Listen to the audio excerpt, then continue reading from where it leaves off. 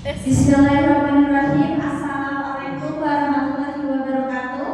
Kami dari kelompok 2 akan mempresentasikan hasil dari diskusi kami mengenai akuntansi untuk organisasi zakat.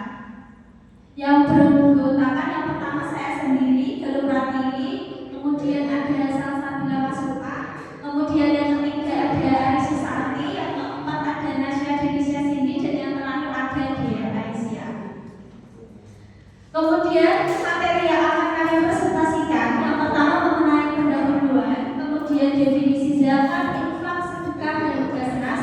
Kemudian materi yang ketiga mengenai wajib syarat zakat, kemudian akuntansi zakat dan infak sedekah berdasarkan PSAK nomor 109. Kemudian yang kelima pengakuan dan pengukuran PSAK 09. Kemudian aset kelolaan akuntansi zakat, ketujuh jenis daya yang dikelola. Kemudian tahap penyusunan laporan keuangan zakat, yang ke-9 standar akuntansi zakat, yang ke-10 organisasi pengelolaan zakat, yang ke-11 mengenai tantangan dalam akuntansi zakat, kemudian yang 12 tentang piutang dan utang penyaluran, kemudian yang terakhir mengenai pelaporan akuntansi zakat menurut PSAK 109.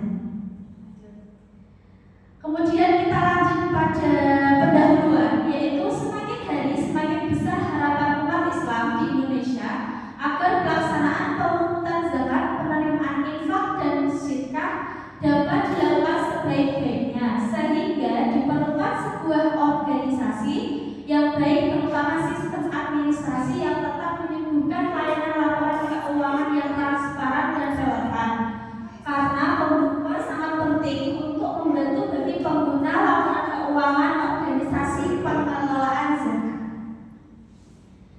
Kemudian definisi zakat sendiri menurut Undang-Undang Nomor 23 Tahun 2011, yaitu harta yang wajib dikeluarkan oleh seorang muslim atau badan usaha untuk diberikan kepada yang berhak menerima sesuai dengan syariat Islam.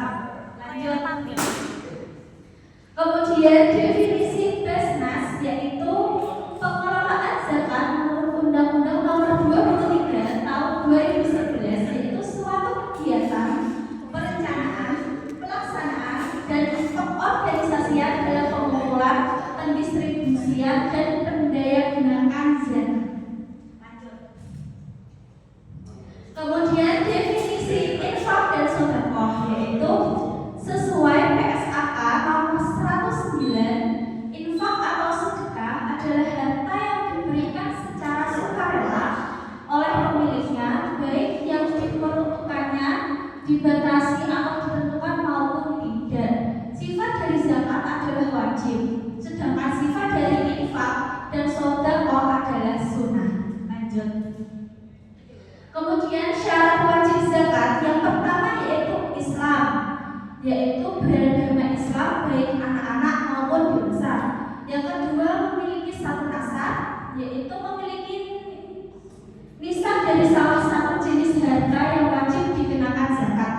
Kemudian yang terakhir yaitu merdeka, artinya bukan budak atau memiliki kebebasan untuk melaksanakan syariat. Kemudian materi yang keempat yaitu akuntansi zakat dan infak atau sedekah berdasarkan PSAK nomor 109, yaitu sesuai dengan fatwa MUI. Yaitu yang pertama tentang amil zakat, yaitu menjelaskan tentang kriteria tugas amil zakat serta pembebanan biaya operasional.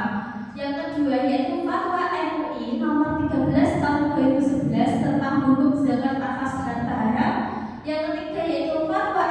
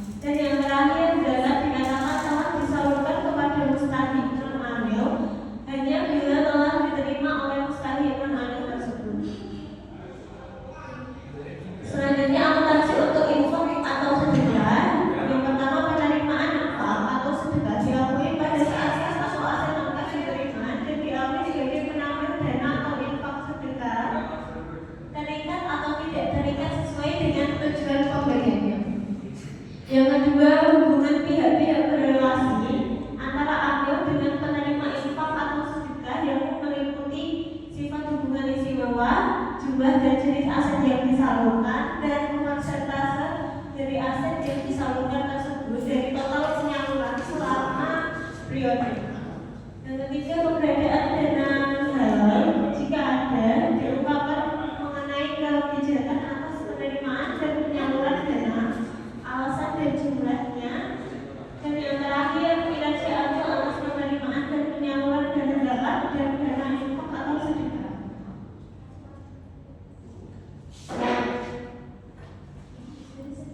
Yang terakhir ada dana amil. Dana amil adalah bagian dari dana zakat yang digunakan oleh amil zakat atau pengelola zakat untuk membiayai kegiatan operasional, administrasi, dan pelayanan dalam kehidupan mengelola serta menyalurkan zakat. Yang kedua, dana amil diakui sebagai penambahan dana amil dalam laporan perubahan dana dan disajikan secara terpisah dari dana zakat, dana infak atau sedekah, dan dana non-halal dalam laporan keuangan. Dana non-halal yang pertama, penerimaan non-halal adalah semua penerimaan dari kegiatan yang tidak sesuai dengan prinsip syariah, antara lain penerimaan jasa giro atau bunga yang berasal dari bank konvensional. Yang kedua, penerimaan non-halal diakui sebagai dana non-halal yang terpisah dari dana zakat, dana infak atau sedekah, dan dana amil.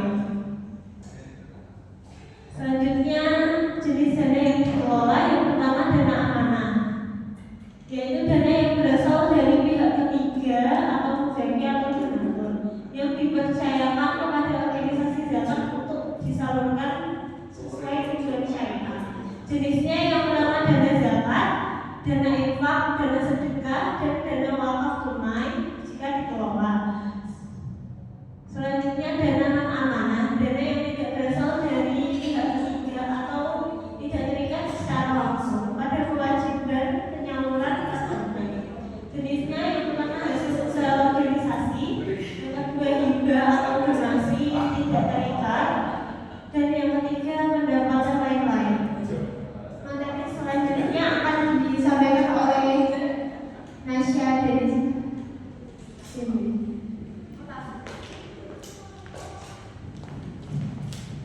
Materi selanjutnya adalah aset kelolaan akuntansi zakat. Aset kelolaan dalam konteks akuntansi zakat IPS atas kelas 9 adalah aset yang diperoleh dari dana zakat, infak atau sedekah yang tidak langsung diserahkan kepada mustahil, tetapi dikelola terlebih dahulu oleh amil atau pihak lain dalam pengawasan amil untuk kepentingan mustahil. Ciri-ciri aset kelolaan: yang pertama, diperoleh dari dana jis, zakat, infak, sedekah. Yang kedua, masih berada dalam penguasaan atau pengendalian amil. Yang ketiga, digunakan untuk kepentingan mustahil, bukan untuk amil. Yang terakhir, dicatat dan disusunkan selama masa pemanfaatannya. Contoh aset kelolaan: yang pertama, ambulans zakat yang digunakan untuk layanan kesehatan gratis bagi mustahil. Yang kedua, peralatan usaha seperti mesin jahit, gerobak yang disalurkan dalam program ekonomi produktif. Yang terakhir, bangunan pelatihan keterampilan untuk fakir miskin. Pencatatan aset kelolaan: yang pertama, diakui sebagai aset tetap di laporan keuangan OPJS organisasi pengelolaan zakat. Yang kedua, disusunkan sesuai masa manfaatnya. Yang ketiga, beban penyusunan mengurangi dana zakat atau dana infak atau sedekah terikat tergantung sumber dana. Tahap penyusunan laporan keuangan zakat. Yang pertama, input, proses, dan outputnya. Terdapat yang materi selanjutnya adalah aktivitas akuntansi zakat dimulai dari transaksi keuangan dengan dokumen berupa bukti transaksi. Yang kedua, aktivitas selanjutnya adalah melakukan proses terhadap dokumen bukti transaksi. Yang ketiga, catatan-catatan jurnal kemudian dipindahkan diposting ke buku besar. Yang keempat, laporan keuangan sebagai output dari aktivitas akuntansi zakat ini diperoleh dengan cara menggunakan data-data yang sudah dikelompokkan sesuai dengan jenis di buku besar. Yang kelima, untuk memudahkan dalam pengelompokan data-data ini biasanya digunakan kode akun sesuai dengan yang akan disajikan dalam laporan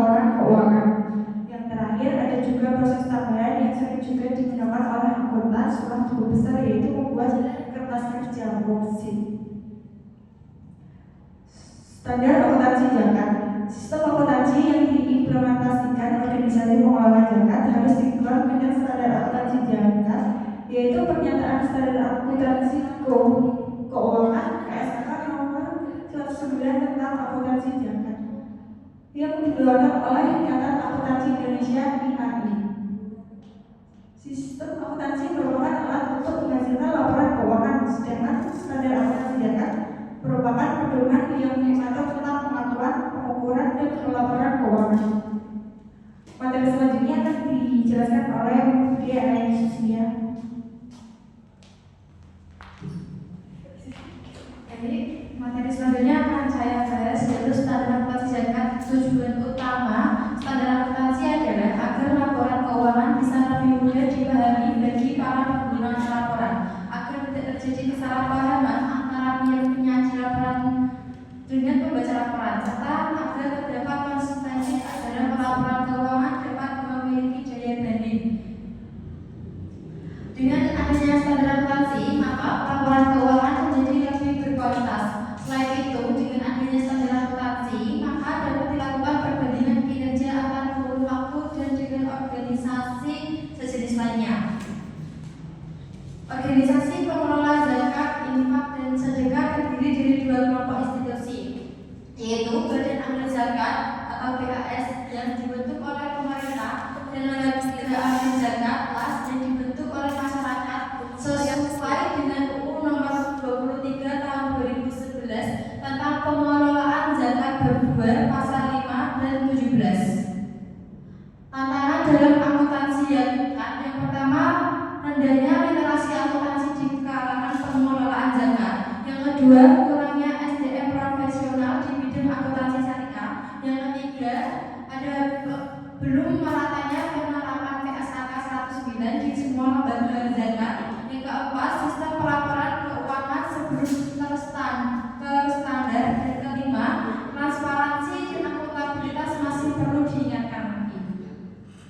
Piutang dan utang penyaluran. Piutang penyaluran yaitu diakui oleh OPS pengirim zakat atau infak sedekah jika dana disalurkan melalui amil atau OPS lain, tapi belum sampai ke mustahik. Dicatat sebagai piutang penyalur hingga dana benar-benar disalurkan. Contohnya Basnas Pusat menyalurkan zakat ke Basnas Provinsi untuk disalurkan. Basnas Pusat mencatatnya sebagai piutang penyaluran. Utang penyaluran diakui oleh OPS penerima jika menerima dana dari OPS lain untuk disalurkan. Dicatat sebagai untuk penyaluran sampai dana benar-benar diterima mustahik. Contohnya Basnas Provinsi menerima dana dari Basnas Pusat untuk disalurkan. Basnas Provinsi mencatatnya sebagai utang penyaluran. Baik, berikut materi akan dijelaskan oleh Kak Ari Susiati. Baik, materi selanjutnya yaitu laporan akuntansi zakat untuk PSKK 109. Laporan keuangan sangat penting bagi organisasi pengelola zakat karena merupakan bentuk pertanggungjawaban dan sarana informasi kepada masyarakat.